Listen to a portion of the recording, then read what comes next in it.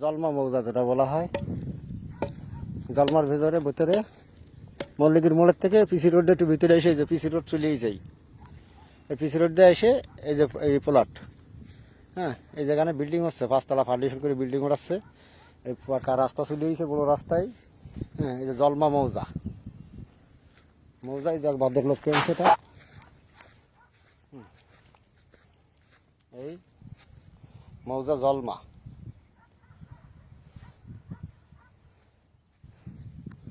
এই যেখান থেকে রবার সাইডে জায়গা আছে, এখান থেকে রাস্তা ওইদিকে একটা গেছে 10 ফিট, মেন রাস্তা চলে গেছে, আবার এই মেন রাস্তা চলে গেছে। জমিটা হলে খুঁটির থেকে শুরু করে এই খুঁটির থেকে, হ্যাঁ ওই খুঁটির পাশ থেকে সোজা রাস্তা দিকে চলে গেছে 10 ফিট একটা দিকে।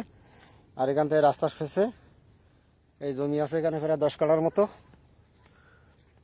এই যে এই পর্যন্ত। এখান থেকে আর ভদ্রলোক কেনছে পাশে, এক ভদ্রলোক কেনছে পাশে। আমরা এই জমিটা